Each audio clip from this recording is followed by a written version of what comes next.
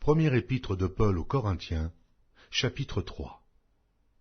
Pour moi, frères, ce n'est pas comme à des hommes spirituels que j'ai pu vous parler, mais comme à des hommes charnels, comme à des enfants en Christ.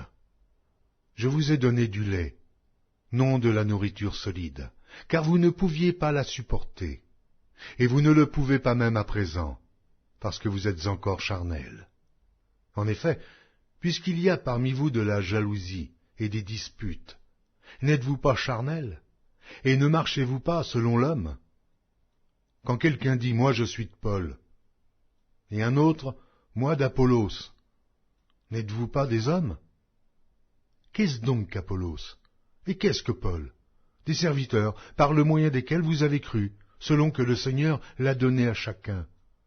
J'ai planté, Apollos a arrosé, mais Dieu a fait croître, en sorte que ce n'est pas celui qui plante qui est quelque chose, ni celui qui arrose, mais Dieu qui fait croître.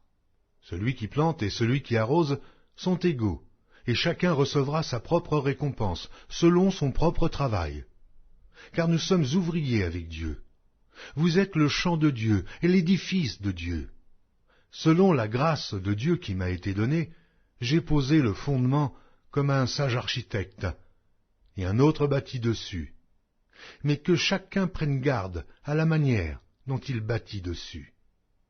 Car personne ne peut poser un autre fondement que celui qui a été posé, savoir Jésus-Christ. Or, si quelqu'un bâtit sur ce fondement avec de l'or, de l'argent, des pierres précieuses, du bois, du foin, du chaume, l'œuvre de chacun sera manifestée, car le jour la fera connaître, parce qu'elle se révélera dans le feu, et le feu éprouvera ce qu'est l'œuvre de chacun. Si l'œuvre bâtie par quelqu'un sur le fondement subsiste, il recevra une récompense. Si l'œuvre de quelqu'un est consumée, il perdra sa récompense.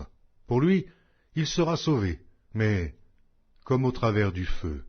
Ne savez-vous pas que vous êtes le temple de Dieu, et que l'Esprit de Dieu habite en vous?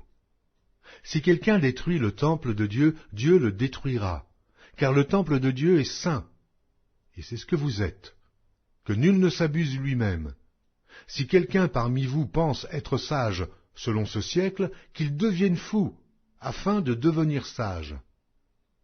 Car la sagesse de ce monde est une folie devant Dieu.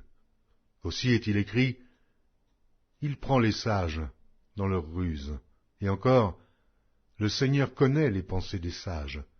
Il sait qu'elles sont vaines. » Que personne donc ne mette sa gloire dans des hommes, car tout est à vous.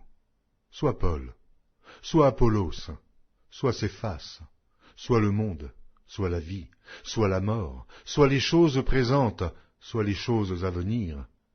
Tout est à vous, et vous êtes à Christ, et Christ est à Dieu.